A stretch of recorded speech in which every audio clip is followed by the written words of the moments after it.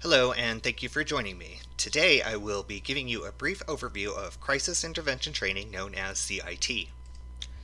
CIT is a new model of policing where officers better recognize mental illness and offer the appropriate diversionary response into a community-based treatment center as opposed to jail.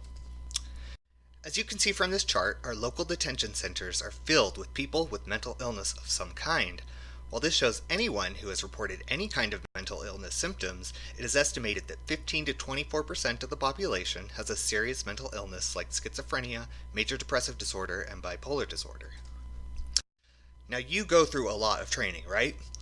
Well, unfortunately, not all of this training adequately prepares you for understanding mental illness. A 2012 study showed that 50% of mental health call subjects had not received any treatment in the past year. That puts you on the front line of their care. So what is CIT? CIT teaches officers how and when to divert those experiencing a mental health crisis to treatment rather than jail. CIT training educates officers about mental illness as a disease of the brain, the various treatment options, and promotes de-escalation tactics. Take, for example, the story of Ian.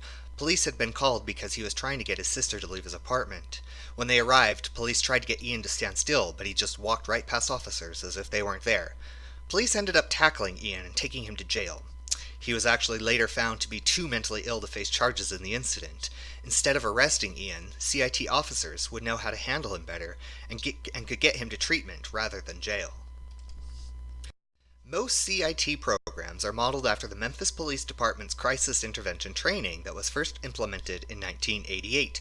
This model builds partnerships with the local law enforcement community, the advocacy community such as National Alliance for Mental Illness, and the mental health community, which includes professionals and public and private institutions. All of these communities work together to build successful programs that reduce recidivism by people with mental illness, get them the treatment that they need, and reduces the need for use of force when interacting with those with mental illness. So what are some of the results of CIT? For starters, there is a marked increase in officers' knowledge, perceptions, and attitudes towards mental illness after receiving CIT certification. All these things come in handy when an officer is going to be dealing with people experiencing mental health crises and lead to safer interactions with people. Now, I know no officer wants to use force. It can lead to a pretty bad situation for both the officer and a suspect. This chart, published in 2010 from the Salt Lake City Police Department, shows CIT certified officers use less force and the suspects are more compliant compared to non-certified CIT officers. There are a few elements that make up a CIT training program. The first is training for officers. This involves learning about mental illness and treatments, on-site visits and exposure to people with mental illness, and scenario-based skills training. Dispatchers will be taught how to identify mental health crisis calls by asking the right questions and learning how to assign those calls to CIT certified officers.